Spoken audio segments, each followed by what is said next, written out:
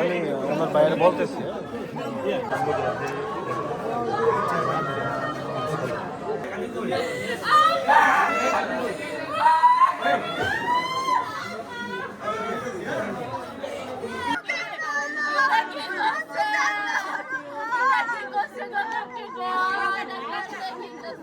প্রতিপক্ষ একটা 3-4 বারে মিল্লা এরা মিটিং করছে, মিটিং করে এরা অস্ত্র কিনে আনছে, কালেকশন করছে, কালেকশন করে অস্ত্র কিনে আনছে, অস্ত্র কিনে আন না আমার বাইরে মারার প্ল্যান করতেছে অনেকদিন ধরে। আমরা তো এই গোসল গুরুত্ব দিচ্ছি না, বাড়ি বাড়ি ঘটনা, এটা পাড়া বসে, এটা কী করবো?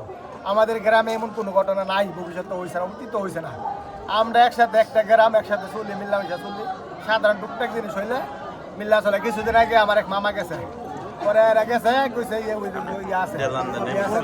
কইছে একটা মীমাংসা করে দিব, ওই একটা মীমাংসা করে দিব। পরে হেলাল করছে, পরে কিছু লোকে রিফাত আছে, ইউনোমিয়ার ফুট রিফাত, নয়নের 2 ফুট আছে হইলো, আর অনেক লোকে ভাই দ্বন্দ্ব না। এমনি কোনো সাধারণ একটা পারিবারিক বিষয় না, এটা এমনি কোনো দ্বন্দ্ব নাই।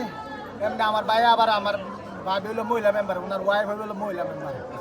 এইটা নিয়ে ওই হারা এই শত্রুতা আমি কইরা ভাই আমার বাইরে মাইরা লাইছে রে, আমার বুকটা একটা গুলি করতো, আমার অশান্তি, আমার সমস্যা ছিল না।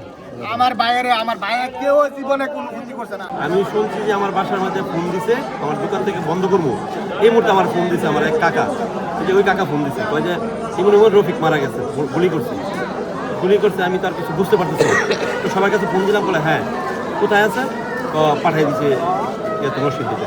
আমরা সবাই ঘাটে গেলাম, ঘাটে একটা ইমার্জেন্সি ঢুকাইলাম, বাচ্চা ডাকাইলাম, বাচ্চা ডাকানোর পরে বলতেছে যে এটা তো এসিজি করানো হইলো।